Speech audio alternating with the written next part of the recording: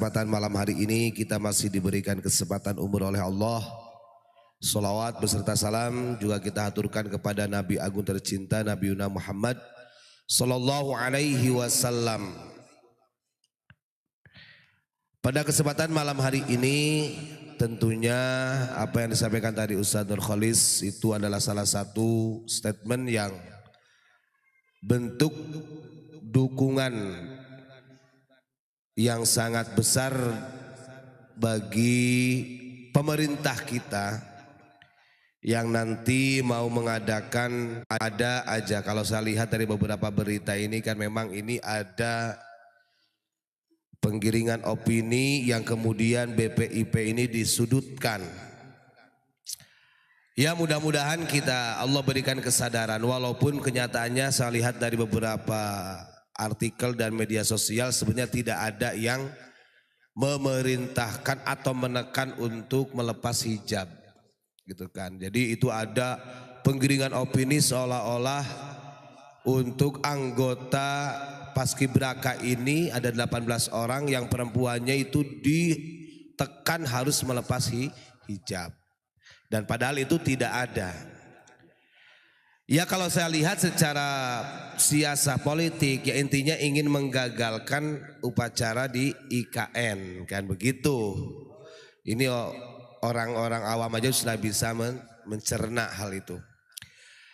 Terus yang kedua saya ingin mengingatkan kembali kemarin ada salah satu menantunya Habib Rizik yang membawakan hadis ini.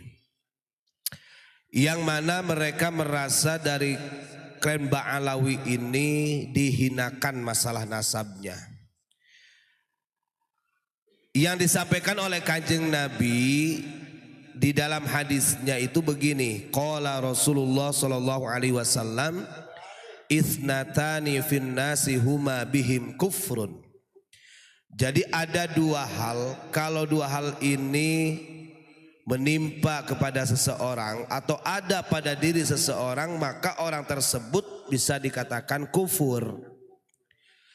Yang pertama yang menjadikan dia kufur itu adalah at-ta'nu fin nasabi, artinya mencela nasab orang lain atau mencela urusan nasab. Kemudian hal ini dinarasikan seolah-olah bahwa dengan adanya tesis, dengan adanya polemik nasab pada saat ini itu adalah bagian daripada at-ta'nu fin nasab, menghina atau mencela nasabnya Ba'alwi.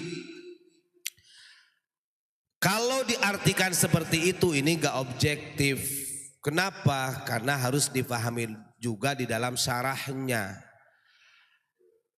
Larangan Kanjeng Nabi at-ta'nu fil ansab ini adalah ansab yang ats-tsabitati fi syar'i atau fi zahiri syar'i. Kalau memang nasab itu sudah ditetapkan, sudah diisbat melalui nakib-nakib atau nakobah-nakobah yang jelas secara syariatnya. Kan begitu. Maka kemudian ketika ada orang yang mempertanyakan apakah benar atau tidak ataupun perlu diverifikasi lagi, berarti ini belum sabitah, belum ada isbat yang kuat begitu loh. Nah, ini kan seolah-olah digiring umat ini supaya tidak mempercayai ketika ada penelitian tentang sahihnya atau isbat ataupun tidaknya nasab dari Ba'alwi. Satu itu. Ya jelas sebenarnya kalau kita lihat yang pas dikatakan at-ta'nu fin nasab itu ya mereka sendiri. Mereka langsung mengatakan bahwa nasab Wali Songo ini tidak ada, terputus dan lain sebagainya, dan itu jelas-jelas at-ta'nu. Maka sehingga munculnya tesis pengkajian tentang polemik nasab ya karena ulah oknum sendiri dari klan Ba'alwi yang at-ta'nu fin nasab lebih duluan. Pahami makanya jangan hanya sekedar istilahnya kemudian sekarang karena digugat diteliti kemudian tidak terima merasa dihinakan, hong awakmu loh ngece dari sket biyen ngece terus. dijarno oleh orang-orang Nusantara. Kan lucu ini. Yang kedua yang mengakibatkan seseorang itu kufur adalah waniyahatu alal mayyit, atau meratapi orang yang mati. Papunten Pak, kalau kita lihat an-niyahah, makanya di sana itu di Hadromi, di Tarim itu yang dikatakan sebagai kota seribu wali, itu an-niyahah itu terjadi Pak. Kadang-kadang ziarah di makbarah, maka ada sebagian orang mengatakan oh di sana itu adalah kelompok kubrawiyun, artinya yang menuhankan kuburan. Betul, kuburiyun itu. Nah ini kan an-niyahah, bagian pada niyahah, dan itu terjadi. Ya ini mah tinggal introspeksi diri aja, monggo ya. Jadi jangan salah narasi. Justru yang at-ta'nu fin nasab, yang lebih dahulu menghinakan tentang nasab daripada Wali Songo, nasabnya ulama Nusantara, ya dari klan Ba'alwi mereka sendiri. Maka jangan salahkan ketika ada orang-orang kemudian bangkit ingin meneliti lebih jauh keabsahan daripada nasab Ba'alwi, terverifikasi ataupun tidaknya, atau sudah diisbat atau belumnya oleh nakobah-nakobah internasional. Kan begitu. Tuh. Kemudian dalam hadis yang lain, ingat, walaupun kemarin Habib Rizik sudah mengatakan, dia mengatakan bagi para habaib yang merasa dirinya sebagai dzurriyyah Rasul, cucu Nabi, janganlah sombong kalian. Nah ini tetap bahasanya kan tetap ada cucu Nabi, ada pengakuan. Ini kan lucu. Artinya begini, kalau ketika memang ingin menyadarkan dari kaumnya, ya bahasanya yang bagus lah.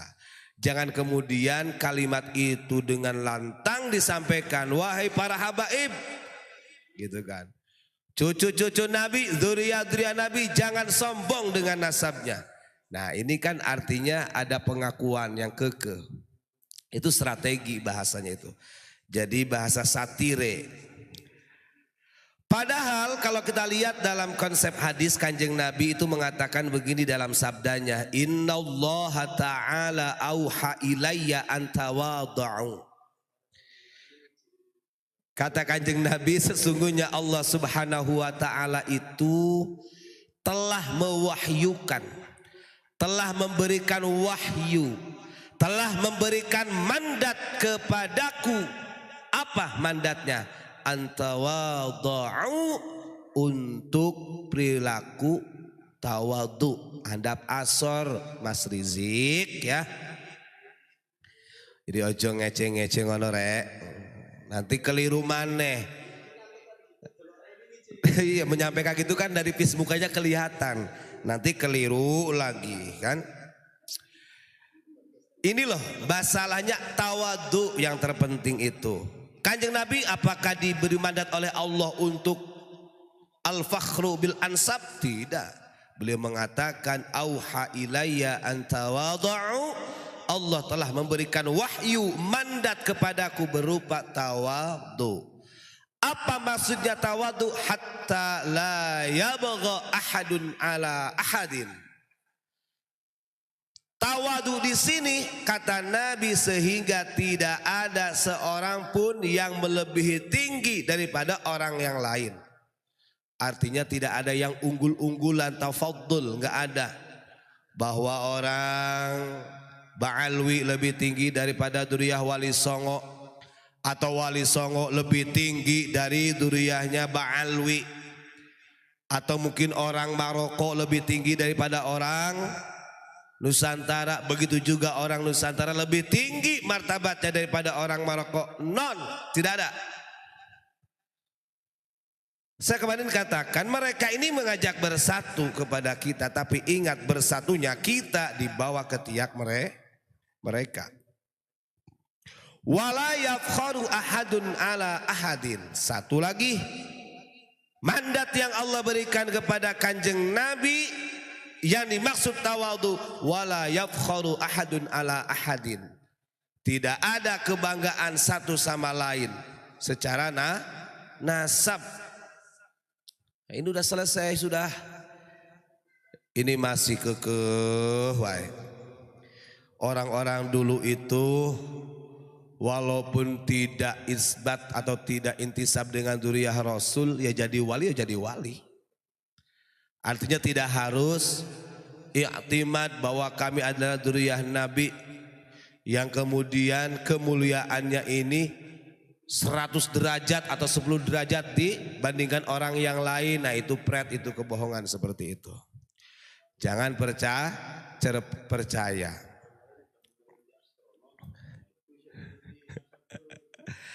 Dan begini ya untuk para netizen, kita mulai begini, cara membuka pemikirannya, kita hilangkan dulu istilahnya asobiyahnya. Karena terjadinya persekusi, sampai ada ulama kita yang dihadang di jalan di Rangas Denglok ya, kemudian ada korban dari anggota Banser sama santri, Masya Allah. Ini yang menjadikan sebab terjadinya karena anda ini fanatik buta. Ini bahaya seperti itu. Yang seharusnya gitu kan, dalam hal ini kita semua itu harus objektif. Oke lah, kalau urusan kamu mahabbah dengan para habaib lain Ba'alawi itu gak jadi masalah, tapi jangan sampai menjadi rasis. Kalau sudah jadi rasis ya jadinya seperti itu, ekstrim, bahaya, dan itu bukanlah contoh anak bangsa orang-orang Nusantara. Ingat, orang Nusantara itu dulu walaupun dijajah, jelas-jelas penjajah itu datang, masih dihargai. Masih dihargai loh. Ini orang-orang yang betul-betul meluruskan sejarah, ingin memberikan edukasi kepada masyarakat yang selama ini banyak sejarah-sejarah yang dirubah, justru Anda sendiri yang menghancurkan sebagai pribumi. Gak jauh beda kalau begitu. Jadi budak-budaknya Belanda pada waktu itu. Begitu ya. Dan ingat pesan Kanjeng Nabi mengatakan, yang namanya asabiyah walaupun dibela mati-matian sampai engkau mati di medan perang, tetap neraka. Na'udzubillahi min dzalik. Itu saja yang saya sampaikan, kurang lebihnya mohon maaf. Salam Pancasila. Assalamualaikum warahmatullahi wabarakatuh.